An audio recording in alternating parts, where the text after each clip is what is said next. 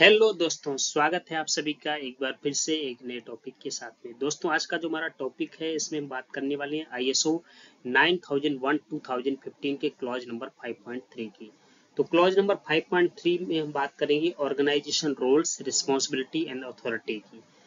तो आइए समझते हैं इस क्लॉज को। इस क्लॉज के बारे में क्या क्या चीजें हमें ध्यान में रखनी है और कौन कौन से पॉइंट हैं जिनको हमें कवर करना है। तो सबसे पहले, top management shall ensure that the responsibility and authority for relevant roles are assigned, communicated and understood within the organization। तो सबसे पहले अगर हम जब बात करेंगे तो टॉप मैनेजमेंट जो हमारा है तो यह तय करेगा कि ऑर्गेनाइजेशन के अंदर किसकी क्या रिस्पॉन्सिबिलिटी है और क्या अथॉरिटी है और उनका क्या क्या रोल्स रहेगा। जैसे कि अगर हम बात करेंगे तो ऑर्गेनाइजेशन में बहुत सारे डिपार्टमेंट होते हैं और उन डिपार्टमेंट के जो मैनेजर्स हैं, एचओडी हैं या सुपरवाइजर्स हैं, तो उनके क्या क्या रोल्स हैं और उनकी क्या क्या रिस्पॉन्सिबिलिटी रहेंगी और उनके क्या अथॉरिटीज होंगे। तो वो चीज जो है हमारा टॉप मैनेजमेंट जो है उस चीज को निश्चित करेगा। इसके बाद में top management shall assign the responsibility and authority for, जो यानी कि हमारा जो टॉप मैनेजमेंट है वो रिस्पॉन्सिबिलिटी और अथॉरिटी जो असाइन करेगा वो किसके लिए करेगा। तो वो कुछ पॉइंट हैं जिनके लिए वो इस चीज को यानी कि रिस्पॉन्सिबिलिटी और अथॉरिटी जो है असाइन करता है। ए पॉइंट में हम बात करेंगे तो ensuring that the quality management system conforms to the requirement of this international standard, यानी कि इस चीज को निश्चित करेगा कि जो क्वालिटी मैनेजमेंट सिस्टम की जो रिक्वायरमेंट्स हैं इस स्टैंडर्ड की वो यानी कि पूरी हो।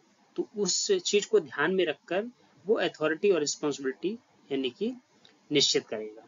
इसके बाद बी पॉइंट है ensuring that the process are delivering their intended output, यानी कि जो हमारा आईएमएस की जो रिक्वायरमेंट्स हैं वो पूरी हों। तो वो चीज जो है ध्यान में रखेगा कि जो जिससे हमें प्रॉपर जो है आउटपुट्स मिले। ठीक है। अगर तो reporting on the performance of quality management system and on opportunity for improvement in particular to top management, यानी कि जो क्वालिटी मैनेजमेंट सिस्टम की जो परफॉर्मेंस है उसकी हमें रिपोर्टिंग करना है और अपॉर्चुनिटी कहाँ कहाँ पे है इम्प्रूवमेंट की, कौन कौन से पर्टिकुलर एरिया हैं जहाँ पे इम्प्रूवमेंट हम कर सकते हैं, तो उस जिसकी यानी कि अपॉर्चुनिटी इम्प्रूवमेंट की कौन कौन सी हैं, तो वो हमें टॉप मैनेजमेंट को बताना है। इसके बाद डी पॉइंट है ensuring the promotion of customer focus throughout the organisation. देखिए, कस्टमर जो है वो इंडस्ट्री का बहुत ही इंपॉर्टेंट हिस्सा है, क्योंकि इंडस्ट्री जो हमारी चल रही है वो कस्टमर से ही चल रही है। तो हमें कस्टमर को बहुत ही ध्यान में रखना है और ये जो भी हमने यानी कि रिस्पॉन्सिबिलिटी रोल जो हमने बनाए हुए हैं तो सभी को ये चीज ध्यान में रखना है जो कि कस्टमर के हित के लिए हमें काम करना है, कस्टमर्स की जो रिक्वायरमेंट्स हैं उनको फुलफिल करने के लिए काम करना है सभी को।